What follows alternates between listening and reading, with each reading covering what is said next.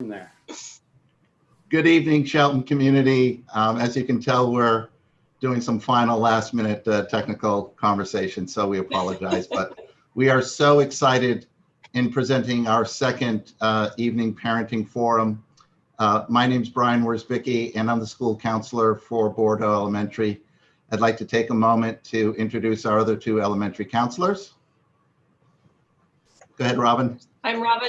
Yeah, I'm Robin Grote. I'm the school counselor at Mountain View Elementary School. And I'm Laura Holland. I'm the school counselor over at Evergreen Elementary. Great. We'd also like to welcome our special guests. We have a presenter who's going to be talking a little bit about some web links for parents to access for tonight's parenting forum. Kelly Brazel from the Committee for Children. We want to welcome her. This is her first time doing a parenting evening event, so we're really excited about having her added to our series. So welcome, Kelly. Thank you so much, Brian. We also have our two Spanish language interpreters who are going to be helping us in our second portion of the evening from 7 to 8. We have Wendy Lankelis from Bordeaux Elementary. Wendy, would you like to say hello? Hello, everybody. And then Lucrecia Hernandez from Evergreen Elementary, excuse me. Hi, everybody. So I'm going to pull up our agenda for tonight. Hopefully everyone can see that. Tonight's presentation is entitled Social Emotional Learning and How to Help Your Child. And so one of the things that we are doing as a district in our K-12 programs is putting together activities to help our students, our staff, and our parents deal with what we obviously are all trying to maneuver and negotiate just the numerous kinds of emotions and feelings and circumstances that we're all working through in this remote learning program. And so hopefully tonight we'll be able to give you some strategies, some tips on how to work through some of those questions with your child. We are also working on putting together in each building a rollout of services and programs to help students when they come back to the school in our hybrid model. So we know that the school board has pushed that start date back to, I believe, February 22nd. So this will give you an opportunity to use some of the information from tonight to talk with your student and ask any questions that you may have moving forward. So we're hoping that you'll enjoy tonight's presentation. So you've met the counselors.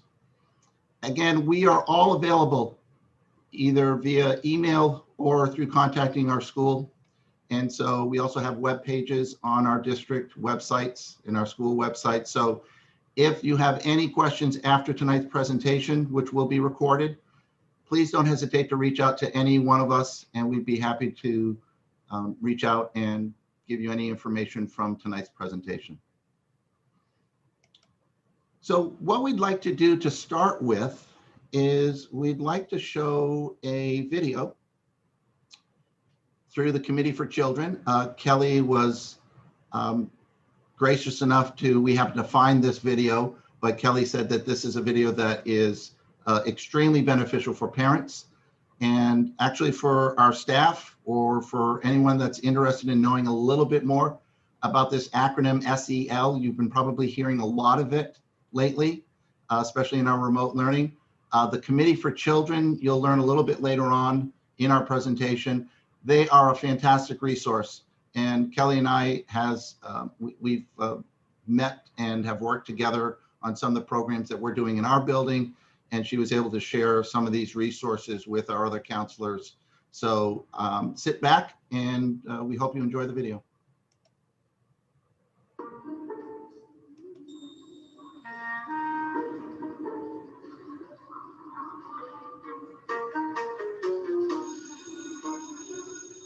There's a lot of talk these days about SEL, social emotional learning.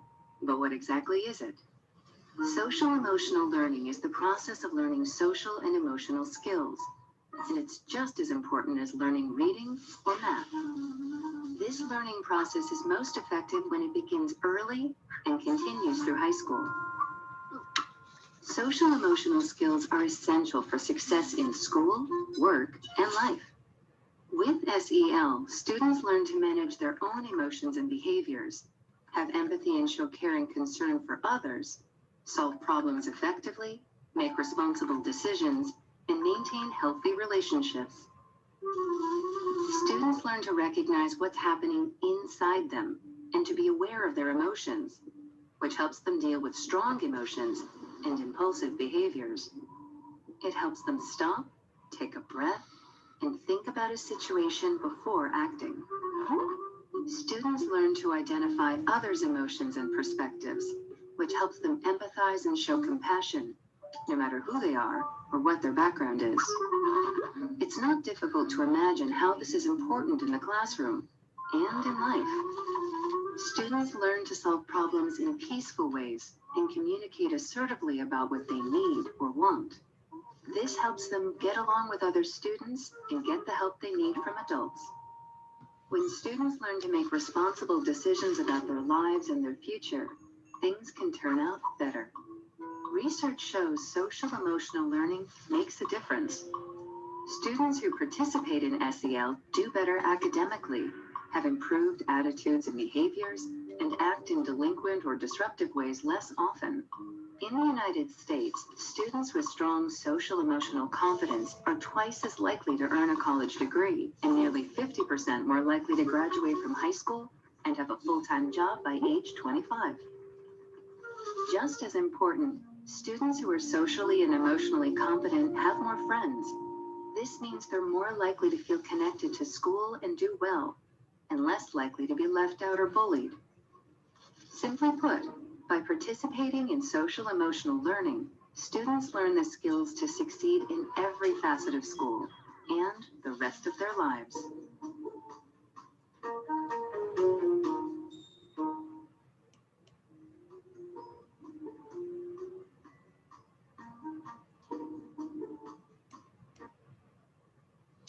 I think you'll see how important social emotional learning is in a student's success, just like in the academic arena. Those areas of relationship building, decision-making, self-awareness, self-management are really important skills that we at the elementary level really try to emphasize. And in this particular case, in the remote learning, is even, I think, even more important. And we have spoken with many parents during conferences and through individual meetings of how important it is to continue to reach out to those students to make those connections, even in a remote environment. So one of the things that I would suggest as you watch the video again, and I would certainly encourage you to do that and watch it several times, because I think you can really get some good information from it, is again, understanding the kinds of conversations that you want to have when you're talking about social emotional learning. So for example, self-management, managing emotions and behaviors to achieve one's goals. You're going to be learning a little bit where Robin is going to speak a little bit about the developmental stages in terms of one of those areas, which is trauma and stress, which I think we would all agree right now is something that we are all trying to manage in many different ways, some successfully and then some where we are still struggling. And so developmentally, you want to consider the age of your child and what you think they may or may not be able to understand, but be able to, in any age level, just being able to listen and hear what they have to say with no judgment, and then trying to move forward in terms of what's your next step. How can I help them, process some of the feelings that they're having at the moment? And with the, I'm sure the anticipation initially of the January 25th hybrid, I'm sure they had a lot of questions, and now that's been moved back. And so that's a feeling that they're going to have to kind of process, that feeling of disappointment. So self-awareness, recognizing one's emotions and values as well as one's strengths and challenges. And so self-awareness is really, it is a strength. And I think for a lot of our students, and Laura and Robin, please chime in if you'd like to add anything to the conversation here. I think that's one of the things that we really want to emphasize is that it's a strength, that the more that they feel confident about themselves, the more they understand their own emotions and where it plays in the decisions that they make, just makes them more well-grounded and able to reach out and advocate for themselves or to get the help that they need when they need it. Responsible decision-making, making ethical, constructive choices about personal and social behavior. One of the challenges I think for our students coming back is the going from a remote to a hybrid, back to a remote, back to a hybrid, and the kind of challenges in terms of just what are the expectations. And our classroom teachers are going to be working on that when the students come back to the classroom, which they of course are very skilled at. But at the same time, they're not going to be going every day. It's going to be, they're going to be doing some face-to-face, but then they're going to go back to that remote setting. And so they've got to learn how to switch sort of their gears and know that sometimes the learning matrix for remote learning is going to look different again once they're back in the classroom. So that's a good conversation to start having with your child and with your classroom teacher. And I'm sure the teachers are going to start having those conversations as we get closer to the hybrid rollout. And then relationship skills, forming positive relationships, working in teams, dealing effectively with conflict. Right now, the big conflict, I think, for most students in the remote learning is with their siblings. Some of them may be, interfering with their learning during a live lesson, or they're trying to watch a asynchronous lesson. And so some of that conflict is going to look different when they come back into the school setting, out on the playground, seeing their friends again, and just learning how to manage all of those social nuances that for most of us, again, before we went into remote learning, was just something that, they were familiar with. But this, again, is going to be something that we're going to be practicing and doing on the playground as well. And then again, social awareness, just showing an understanding and empathy for others. I think it's important that when you talk with your child, that they understand that people are going to be at different levels of emotional awareness. Their friends may not be as comfortable as they are coming back. They may be having lots more questions and may find themselves being much more quiet than they may have been before the remote learning. So if your friends see differences in their friends when they come back into the hybrid setting, just be aware and remind them that we're all at different levels of awareness and comfort level, and to have some empathy and understanding so that you can help support them if they are feeling nervous or excited. So I think that's real important when we talk again about all the different kinds of questions that our students are going to have coming forward. So again, you're going to hear that acronym SEL. I want to assure you that the elementary buildings are working at putting together activities and sort of training modules to get our students ready to come back. And it's just been a testament to the efforts that our administrators, our principals, our teaching staff, the students, and our parents, and the district as a whole. I think the community has just been very supportive. This is a trying time, I think, for everyone. So I'll speak for myself as the school counselor from our Bordeaux community. I want to thank everyone for that constant support and understanding. Can't say that it's been easy and that there hasn't been some frustration. So if you have those, please don't be afraid to reach out to one of us or to our administrators or even teachers so that we can help you. Robin or Laura, I'm going to stop for just a moment. Do we have any questions in the chat room at all, Laura? We don't have any questions there yet. Okay. So with that said, I'm going to hand the next few slides over to our counselor from Mountain View, Robin Grote. Thank you, Brian. So Brian was talking about kind of these feelings of uncertainty and thinking we're going to come back and then it gets changed, and that can be kind of hard for students, but all the rest of us too. The unknown is very hard. And adjusting to what remote learning has been like is very different, and it causes stress.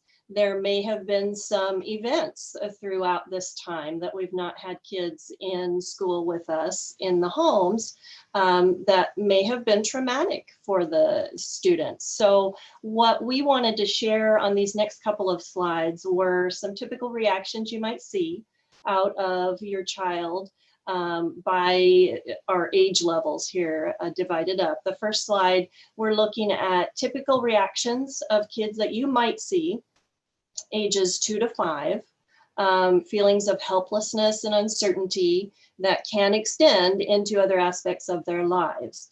And so if you look in that first box, I talked about that first reaction you might see. If you jump over to the box right next to it, an idea of what you could do to help with something like that is to hold, hug, cuddle as much as you possibly can to help your child feel safe, because at this age, that can be very helpful, making them feel secure.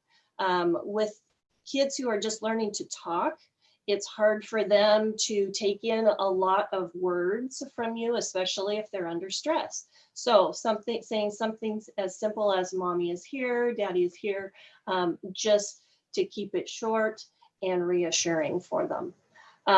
You might see some disturbances in eating, sleeping, and toileting. And what you can do is try and just maintain routines as much as possible, and keeping those regular meal times and bedtimes, not making a big deal about kind of that reverting back in some of those, especially the toileting. Just be very patient with that.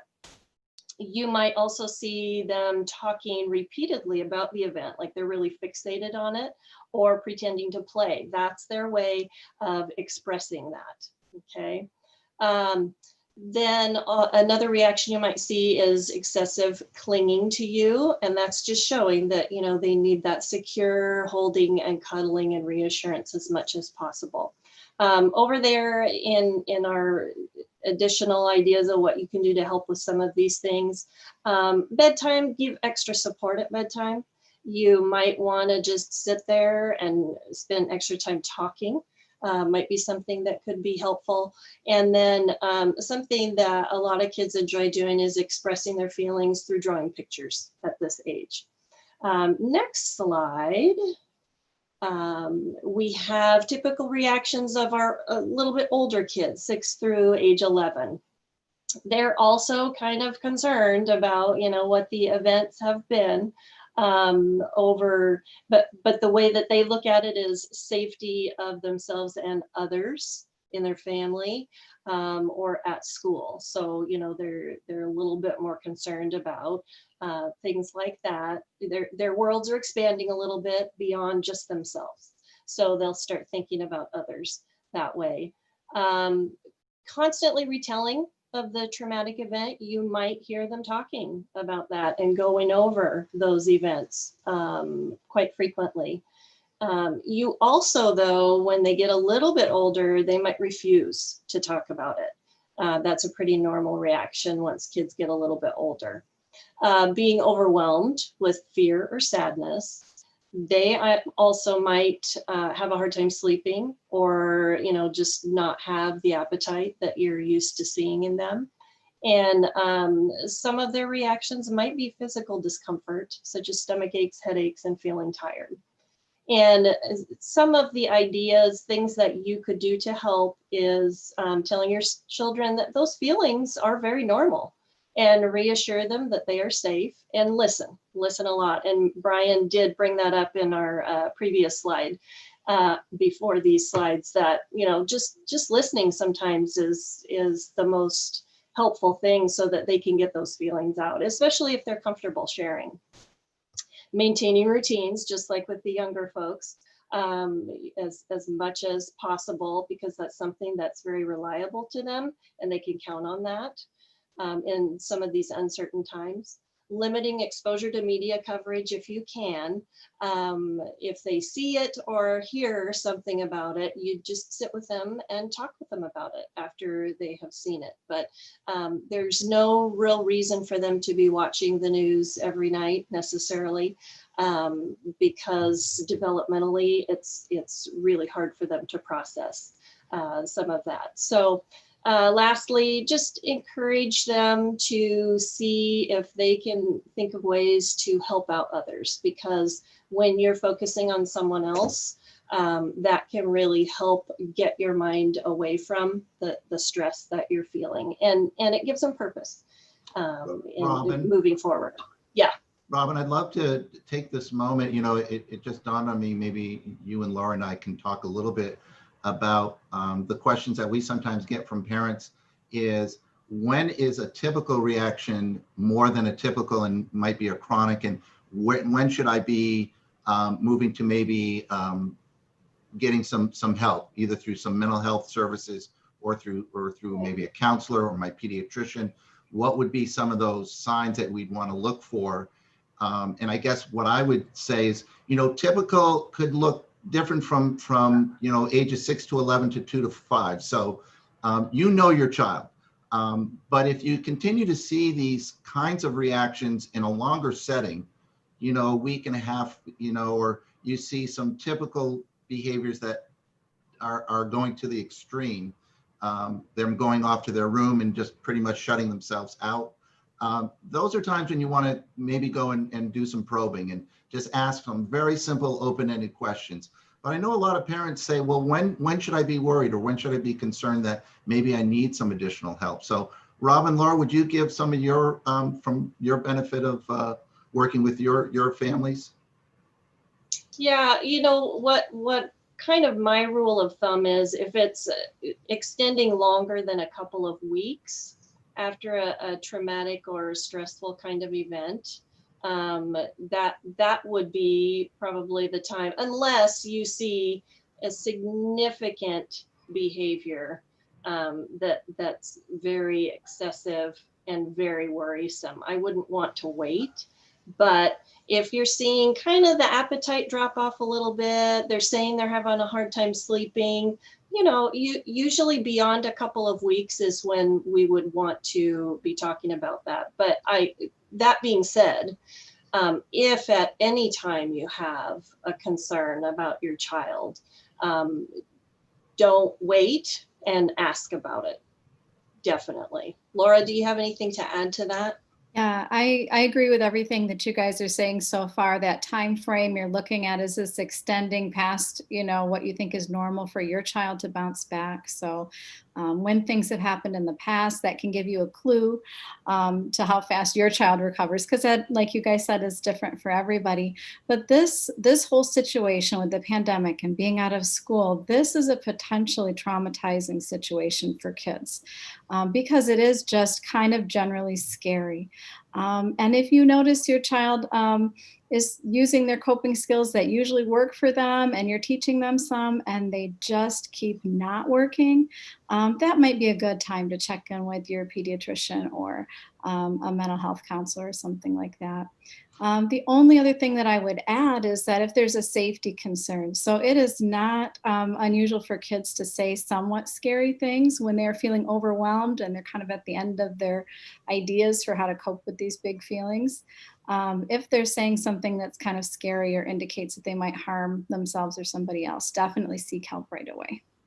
Thank you, Laura. I was going to mention that. So that's an excellent reminder to parents. And I think the other thing with this, because the mental health professionals, and I'm sure Kelly might speak to this a little bit when she shares the websites, these resources are really helpful resources that you can sit down with your family. The resources that Kelly will be sharing are resources that you can sit down with your child and talk to them, watch together. Some are more parent, but Kelly will explain which ones you would want to sit down with your child, which is really important. It gives your child that comfort that you are with them and that you're here to support them. My other suggestion too is with the advent of doing a lot of Zooming, There may be a relative, a friend that you are familiar with, that your child is familiar with, that they might be able to reach out to. Sometimes, our siblings don't want to talk to their parents, but they will talk to an uncle. They may talk to a family friend that you trust. And so if you have someone that they have a connection with, because that's what we're all about. We're making connections and relationships. Our teachers, that's one of the things that they emphasize consistently. So look for those relationships that may have an impact to open up that moment where you might be concerned. We do have mental health services available here in our district through True North. So if you are interested in availing yourself of those services at some point, just reach out to one of the counselors in your child's homeschool district. Okay. Any questions at this point, Laura, in the chat box? Nope, nothing yet. Okay, I'm going to go to the next slide. Robin, here you go. Yes. So like we had talked about, we have had a change in when we're planning to start our hybrid.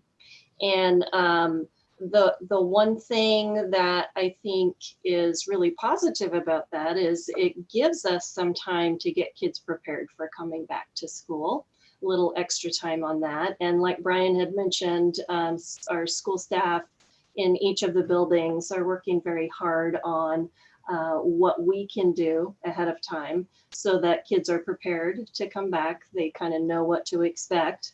And there are things that you as a family can do at home that will also help. And this is just one example here on this slide, how to help your child adapt to wearing a mask.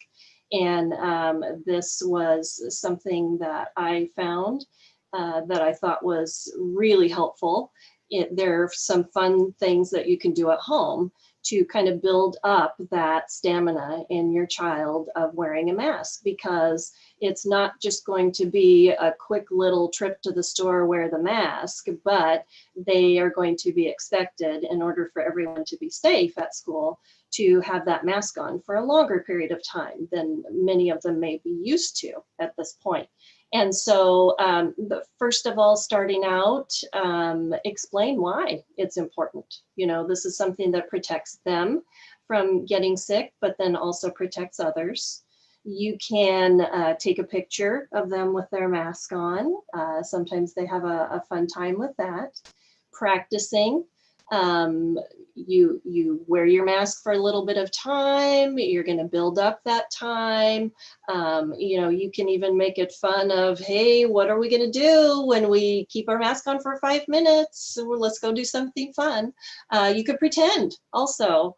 Integrate masks into your pretend play at home. Get creative. You can decorate masks if you'd like to do that. For kids that maybe haven't had a whole lot of experience with masks, you can start with another piece of clothing that they're familiar with instead of a mask, and get them used to that for a little bit, and then kind of transition to a mask. And the very last one is probably one of my favorites. Stuffed animals and dolls need to wear their masks too. And so having your child wear their mask, and then their special buddy could have their own mask. So this is on my school counselor website under the COVID-19 tab. And there are some other good COVID resources there too. This slideshow, I believe, is going to be available, right, to parents. Is that right, Brian? Yes. And the links that we have at the bottom of these different slides, you'll be able to click on. And so you can go to the different links. Yeah. And I think, some of the terminology that students are going to start hearing, if of course, everyone's been hearing social distancing, they're going to hear a lot about that. They're going to learn a lot about what the screening protocols are going to be at the schools. And so those are things, as our schools begin to finalize those plans, we're going to try and get that information out to parents ahead of time so that you can start reviewing that information with your child. So they're not surprised when they show up. They'll be surprised because they're coming to school and they'll physically see the process, but perhaps you might be able to have some information to kind of walk them through what it's going to be like. There's nothing like being there in the moment, but sometimes just having a little more information. Robin, we still have a little bit of time before we introduce Kelly. I'm just going to click on your website and you can Okay. briefly tell them what some of the things that you have on there, and I'll try to scroll Sure. down. Yeah. Here we go. So right there, you see where the adapting to wearing a mask. To the left of that, I have a link there. Click for the COVID-19, the state site, in case you want to check out what the latest is there. There's a little video for the WHO with the minions, kind of a cute one to check out sometime. And then down a little bit further, if we scroll, oh, that's interesting. Wonder why that's not showing up. I'm glad you pulled that up because I'll go fix that later. But that one is actually another infographic that has different ways that we can stay healthy, like washing our hands, wearing our mask, having that 6-foot distance, and that sort of thing. And then tips for supporting children during COVID. Check those out. Those are some good ideas too. I think that's probably all I've got on that one. Okay. I'm gonna stop Yeah. sharing for just a minute, get back up to my presentation. Oh, did I click? I shouldn't have clicked out of it, I don't think. Let me see. Okay.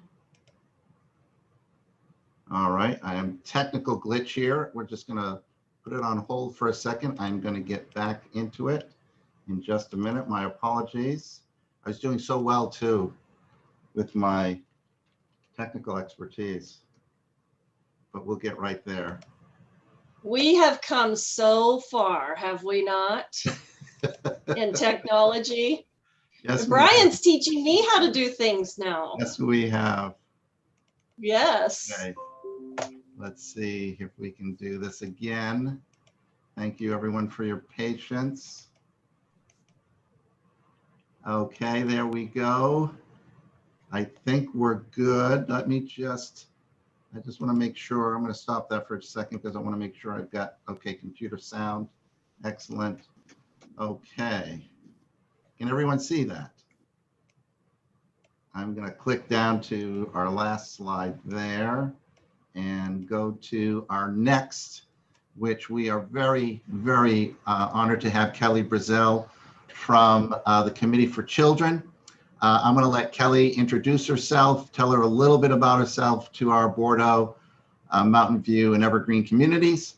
And then she's got some exciting websites to go over with you and your student, and she'll explain a little bit about. And you know, Kelly, we do have a little extra time, so if you want to do a little longer on each of those presentations to run the link a little bit, please, you've got that time to do it. Okay, sounds great. Thank you so much, Brian. Well, hi everyone. My name is Kelly Brazel. I am an education account manager at the Committee for Children up here in Seattle, Washington. So just a little north of y'all. And I say y'all because I lived in Texas for a bit, but I am so blessed to work for the Committee for Children. It's a fantastic organization.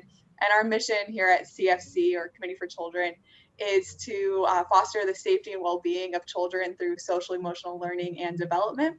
And it is just an honor to be able to speak to you about social emotional learning because me and the rest of my organization feel very strongly that it is a huge positive benefit in a child's life and that it's critical that every student receive the social emotional learning so that they can grow up and have these strong social emotional skills to be a positive contributing human being in this world. And it's just wonderful that your schools here in Shelton are administering the Second Step and SEL curriculum and resources to help children learn those skills and to grow up and make a positive impact in this world. One thing that I think is really wonderful about SEL is the World Economic Forum identified the top 10 skills that help with career workforce readiness and the top 10 skills that research shows prove to be successful in careers for children graduating high school, and all 10 of them related back to social emotional learning in some form, and emotional intelligence is listed as one of those 10. So right now your children are in elementary school, but as they continue to gain all those social emotional skills and practice them on a daily basis, they're developing lifelong skills that will help them in their career and their future as an adult. So it's wonderful that they're getting this education when they're young and they're starting just to develop those skills and positive behaviors. Kelly, I'm glad you brought that up because I know we've mentioned this to you, but our K-12 program is revising their scope and sequence. And so we have a comprehensive K-12 program. So that social emotional component that you alluded to and the relationship to academic and work success is something that we are doing K-12. And so I know some of the programs that you're going to be showing help to align some of those benchmarks that we have in our program with those SEL components. So thank you for bringing that statistic up. Yeah, absolutely. Another thing I'd love to mention, just as they were going through trauma, one thing we're really focusing on as we speak with districts, we're really advocating that parents just are so present with their children right now, and that they spend just really focused quality time with their kids as a way to buffer against the toxic effects of stress and trauma that children and families are going through during this time. And just an anecdotal story, but when I was growing up, my mom was really good at practicing flashcards with me. So anytime I had a test, she would go through my flashcards with me. And I always really enjoyed that. It was so special because I just got this one-on-one focused time with my mom. I have a sister, so it was like, this was just my time.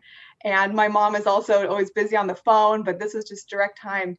And it was so helpful for me in developing me. And that quality of time just helps, especially through trauma, just having that safe environment with your parents. So I just wanted to speak to that. I think it's really important as parents are supporting their children during this traumatic period that you really try to create like a focused time with each of your children, whatever that might look like. And some of these resources are ways that you can develop that one-on-one time with your kids. So I just wanted to share that, and we can move on down to the next slide and I'll go through the resources. So Kelly, do you want me to run the websites from here? Or do you want to do it from your end? I'm going to pull it up on my end if that's okay. Okay. Perfect. So what you see up on the screen, all these links will be sent to you as the presentation will be available later. But we have A Winter Wellbeing, Imagine Neighborhood, Captain Compassion, Mind Yeti, and Parent Teen Connect.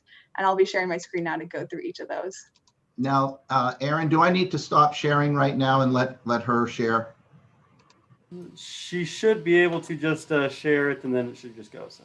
Okay, so I don't need to stop sharing right now? Correct. Okay. So everyone can see my screen? Okay. Perfect. Well, this is Mind Yeti, the first resource I'll talk about. This is wonderful. These are short 5-minute. Hold on, Kelly. Can you see? I don't think I can see your screen. I'm going to stop sharing for a minute. Okay, Kelly, I'm going to stop. Okay, there you go. Okay, perfect. Thanks, Brian. You're welcome. So Mind Yeti are these short 5-minute mindfulness sessions, and they are so fun. They're so calming.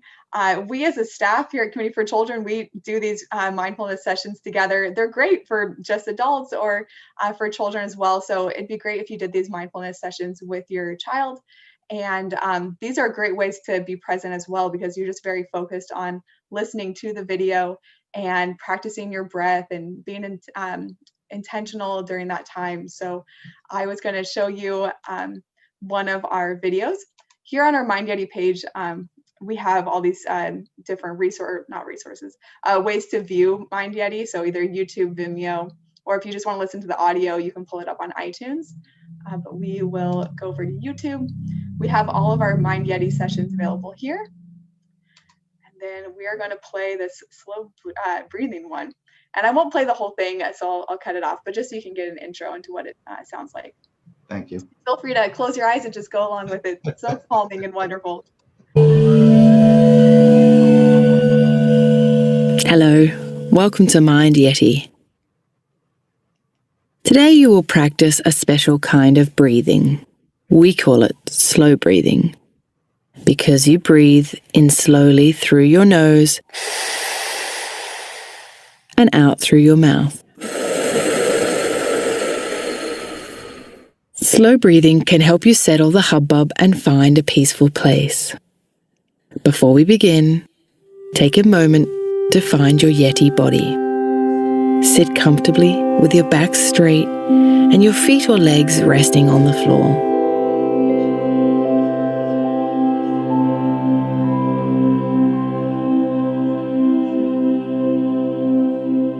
Feel how the floor or your chair supports you as you sit. Now notice your breath. Take a slow breath in and out. If you want, you can close your eyes. Okay, so that's Mind Yeti. Isn't that so calming and so peaceful? That might be a great thing to practice too as you're getting ready for bed and just helping your child calm themselves down from maybe being having some high energy or some restless energy. You can turn that on your phone and just lay down as the child's laying in their bed getting ready to go to sleep. You can just play that video for them or the audio. And it's just a nice way to calm and be intentional during that time. So that is Mind Yeti. The next thing we have are these winter well-being videos that are for parents. We created a resource specific for parents because we know that you are going through a lot of stress as well during this time, and we wanted to create a resource to help you focus on your self-care and your mental health and well-being. So we created these video series that is all available up on our Committee for Children YouTube channel. What I have listed right here is just our blog article explaining it. So if you wanted to read through this, you're welcome to. But then you can click over to YouTube. Kelly, just a little side note. This was a resource you sent me a couple of weeks ago that is posted on our district webpage right now. So it's a fantastic series. Yeah. Oh, yeah. So glad to hear that it's up on your website, Brian. So it is an 8-week series. It's ending here, and I guess 2 more weeks. We have a new video that comes out every Monday. And so if you go to our Committee for Children YouTube channel, you'll be able to see all of these. We have a wonderful woman who works for us named Mylene Duong, and she has a PhD. And so she's the one that leads our videos. And so I'm going to play a clip for this one, which is week 5, setting your intentions. Just as I was talking about being intentional, we'll listen to this one. Happy New Year! Welcome to 2021 and to week 5 of Winter Wellbeing. Today, we're going to talk about setting intentions. The holidays are over and it's back to reality this week. Back to work or the home office. Back to school for the kids, whatever that looks like for you. But before you get too sucked into the daily grind, take this opportunity to weave in some new healthy habits. Setting intentions is backed by research, it's very easy to do, and it doesn't take much time at all. It's allowing ourselves some time, even if it's just a few seconds, to pause what we're doing and check in with our body and our minds. Here are some definitions. An intention is a guiding principle for how you want to live. It's your purpose and your aim. Setting intentions is the act of stating how you plan to live out that purpose. It's a way of gearing up your neural system so that you're mentally ready to focus, to act in a certain way, and to follow through. Setting intentions is a way to practice the social-emotional skill of self-management. And that involves regulating our emotions, our thoughts, and our behaviors in the service of our goals and values. Now is a good time to make the distinction between intentions and goals. Goals are where you want to go, or your destination. Your intentions are how you want to be or act on your way to your destination. It's your guiding principle. So that's a little bit of the winter well-being. I won't spoil the whole thing. You can watch the rest of it up on our YouTube channel. By the way, all of these resources I'm showing you are free. So they don't cost any money and they're all available for you to enjoy anytime. The next resource I want to talk about is Captain Compassion. Yay! Bullying prevention superhero. And so if you just go to captaincompassion.org, you'll be able to access this. This is a video that explains Captain Compassion, but it is a comic strip that we create every October for Bullying Prevention Month. And it's so wonderful, really well done, wonderful little comic strip. So you can look through that up on this website. You can read the comic book strip as a family. And then there's all these other bullying prevention resources available up here. This is a little decoder wheel, an activity that you can do to activate your bystander power. And then here is the comic book strip. This is the most recent one that came out this past October for Bullying Prevention Month. And so you can click through and read each comic book strip because we have a new one that comes out each week in October. And then you can also look at the comic book strips from years past. They're all saved down there. And then these are just, how to use your bystander power. And it's really important when it comes to bullying that if your child witnesses bullying, that they understand the skills and the actions they need to take as a bystander. Because interceding and being able to recognize when someone's being bullied and to stand up for the person that's being bullied is really effective in stopping bullying and shutting it down before it perpetuates and goes on any further. So it's really important that you talk to your kids about what it means to be a bystander. And then down here, we have all these videos that you can watch together. You can watch this by yourself.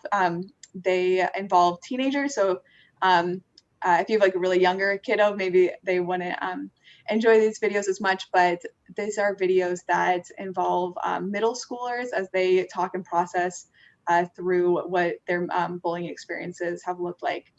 So you know, Kelly, if I can interject right there, I've watched those 3 videos and I think they're really good, probably for our more, maybe for like 3rd, 4th, 5th, but you could certainly sit down with your child, I think from that age group. But what I like is hearing it from the teenage student's perspective. And so I really like to emphasize that sometimes is our biggest message, is hearing it from our students as opposed to us as the adults trying to remind them about the things that they can do not to be bullied or what to do if they see it. Yeah, absolutely. That peer-to-peer connection is very relatable for the student, and they're able to understand it better they can hear it from someone's voice and someone that looks similar to them. So I think it's great to, these videos are really well done and a great way to talk to your child about bullying. And then we also have a bunch of blog articles related to bullying as well, available up on our Community for Children blog. So you can look at that too. Great, so that is Captain Compassion. The next resource is Imagine Neighborhood. Now this one is really fun. We have an innovation department that works for Community for Children, and they created Mind Yeti and Imagine Neighborhood. They create so many wonderful resources. Imagine Neighborhood is a podcast for children and families to listen to together. You can play it right off your phone on the podcast app, or you can go here to our website, imagineneighborhood.org, and you can just click on Listen Now to watch or to listen to all of the episodes. There are activities that you can do as a family as well. So you can click here and find all these SEL related activities to do. And then just an about us, or about the team that created Imagine Neighborhood, and then contact. But over if you click on Listen Now, I have already pulled up an episode for us to listen to a little bit. It's very fun. It's like talk radio. You're just listening to a story. And so it involves different characters, and they go through experiences, and they have to, work through the experience using social emotional skills. So we will listen to the episode called The Nose Stealers. We'll get through this adventure by a nose. All on today's Imagine Neighborhood.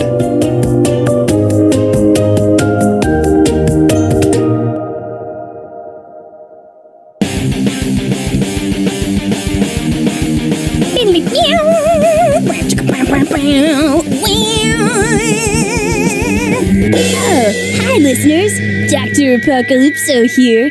Check out this new song I'm working on. I think I'll call it Cute Puppies Are Cute. Oh, somebody's here. Hi, Doc. What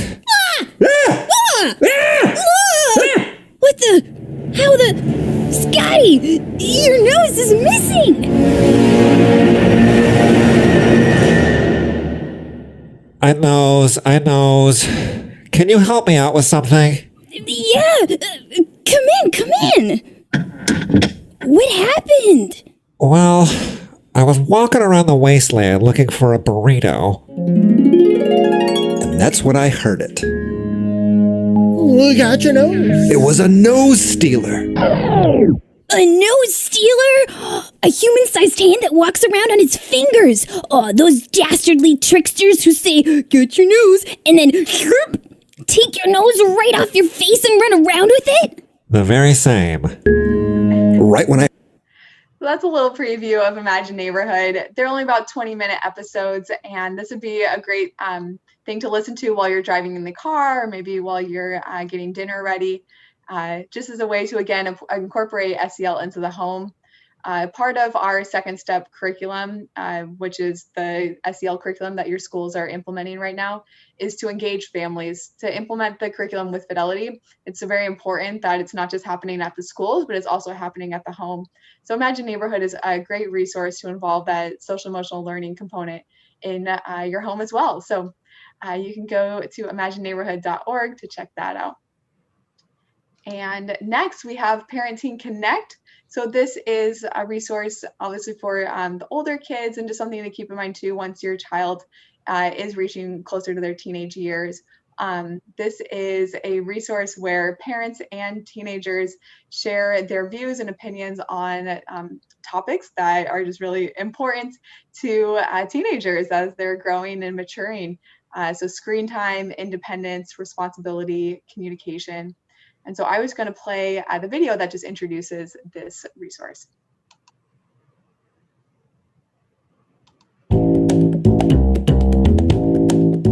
As a teenager, I like a lot more privacy than I used to have. Like, I like people to knock on my door.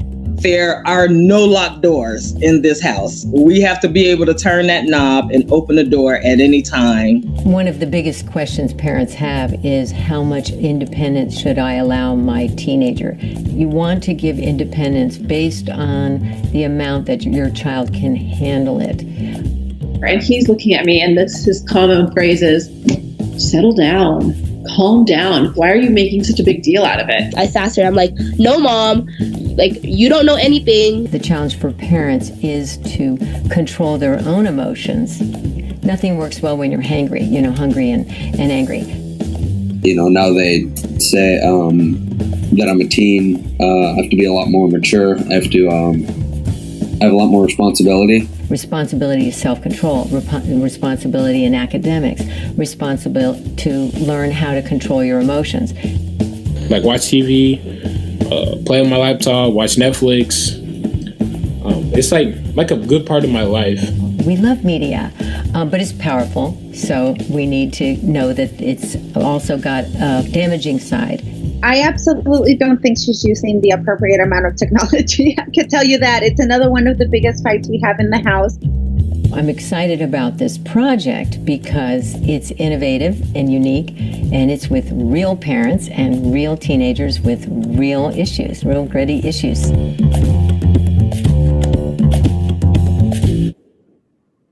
All right, that is Parenting Connect. It's really wonderful to be able to hear from real parents sharing their experience raising a teenager and working through those common issues. So that's something else you can check out. And, Kelly, again, you had mentioned that these are free to access on the website. Yes, they are. We'll be providing, of course, we'll have a copy of this program, but I'll make a copy of the links that we'll also post to our district websites as well. So if parents want to just access the link, they can just go and not necessarily have to wait to see the entire presentation to get to it.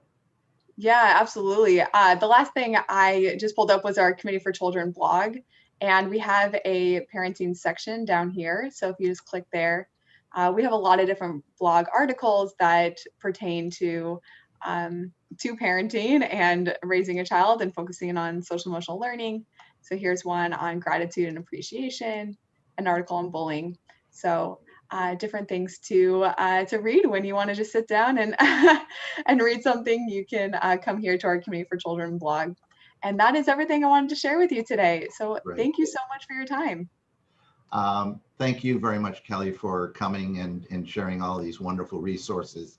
As I said before, parents, these are things that we would strongly encourage you to just go and explore.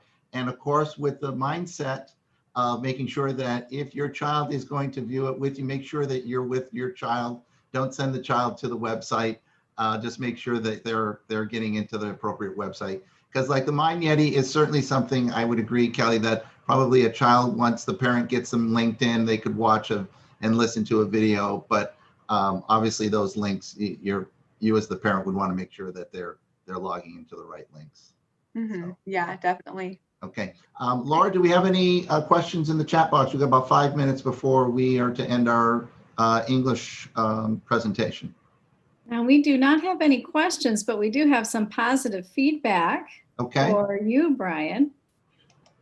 Your wife's, she says, yes, you have, smiley face. And I think that was about your technology skills. So I just thought we'd, give